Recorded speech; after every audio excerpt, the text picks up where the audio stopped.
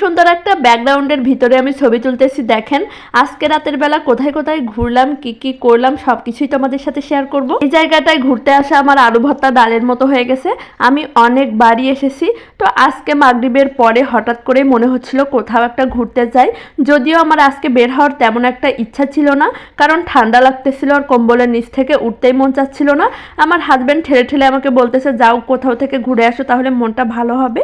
তো তার ঠেলাঠেলিতে উঠে আমি রেডি হয়ে নিলাম। আর ওই যে জানালার ভিতরে আমার ছোট ছেলে দেখতেছে আমি ওদের দুই ভাইকে রেখে চলে যাচ্ছি।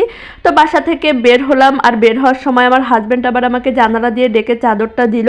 আমার শীতের কাপড় পরতে একেবারেই ভালো লাগে না, তারপরেও ভাগ্যিস সে আজকে চাদরটা দিয়েছিল, কারণ বাইরে এত পরিমাণ ঠান্ডা বাতাস, চাদরটা গায়ে দেওয়ার পরেও মনে হচ্ছিল শীত লাগতেছে। বাসা থেকে বের হয়ে রিক্সা করে চলে আসলাম নতুন রাস্তা, আর সেখান থেকে আমরা একটা ইজি বাইক ভাড়া করে নিলাম। ডাইরেক্ট যেখানে যাব সেখানেই আমাদের দিয়ে আসবে। তো রাতের বেলা অনেক বেশি ভালো লাগতেছিল, যদিও অনেক ঠান্ডা বাতাস ছিল। আর এই রোডটা অনেক দিন আসা হয় না, আগে প্রায় আসতাম। এই যে একটা ইজি বাইকের ভিতরে আমরা দুইজন বসে আছি, গল্প করতেছি। শেষে পৌঁছে গেলাম খুলনার বিখ্যাত সেই 7 নম্বর ঘাটে। অনেক মানুষ এখানে ঘুরতে আসে, আর আসার আগে আমি হাজব্যান্ডকে বলতেছিলাম এই ঠান্ডার ভিতরে কেউ আছে সেখানে? সে বলতেছিল শুধু একবার যেয়ে দেখো। তো এসে ইজি বাইক থেকে নেমেই সামনে পড়লো একটা দোকান। তো দোকানের আমি সব কিছু দেখতেছিলাম, তারপরে ভাবলাম একটু ফটোশ্যুট করে নিই। আর এত সুন্দর একটা সিনারি পেলাম। তো দেখো আমার ব্যাকগ্রাউন্ডটা কত বেশি সুন্দর। আর নামার পরে ফার্স্টে এই পরিবেশ ছিল, এখানে বয়স্ক থেকে শুরু করে বিভিন্ন বয়সের মানুষ এখানে বসেছিল। একটা ছেলে গিটার নিয়ে গান গাচ্ছিল, আর তার পাশে একটা মেয়ে নীরবে বসেছিল। সব কিছু অনেক বেশি ভালো লাগতেছিল। আর আমার পিছনে দেখো কি চলতেছে। তো তারপরে এখানে অনেকটা সময় আমরা ছিলাম, আর এখানে হচ্ছে শক্তির পরীক্ষা চলতেছে। আমার সাথে যে ছিল আমাকে বলতেছিল আপু একটা মেরে দেখেন যে আপনার ক্যালোরি কত। তো আমি বলতেছিলাম আমার তো একেবারেই নাই, ওটা আমি আর লজ্জা পেতে চাচ্ছি না। তো তারপরে হাঁটতে হাঁটতে আমরা চলে আসলাম ঝালমুড়ি মামার দোকানে।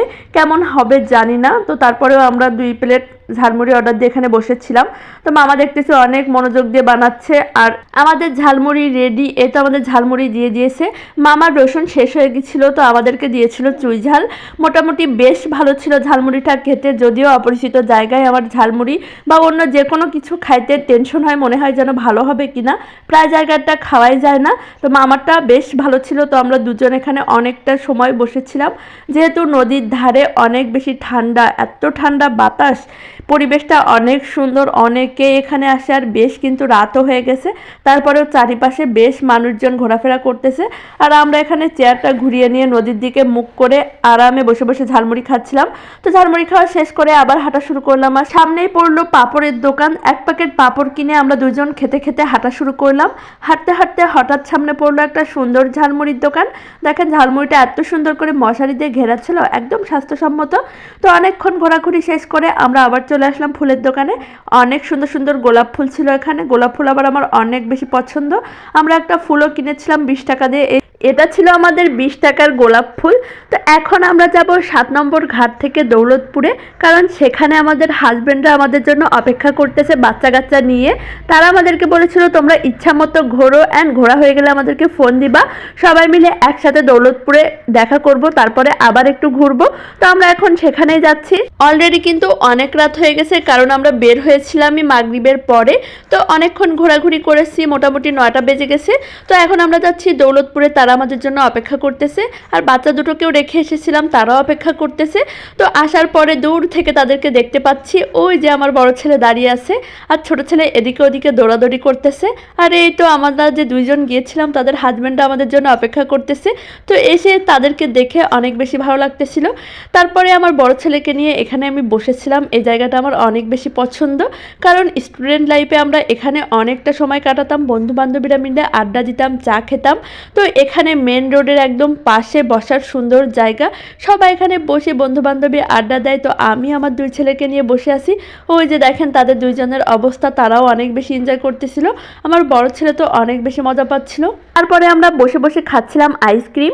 শীতের রাতের রাত 9:30টার সময় আমরা খাচ্ছি আইসক্রিম। আর এদিকে আমার পোলারা তো দেখার পরে তাদের মাথা ঠিক নাই, সেও খাওয়ার জন্য ছুটে চলে এসেছে।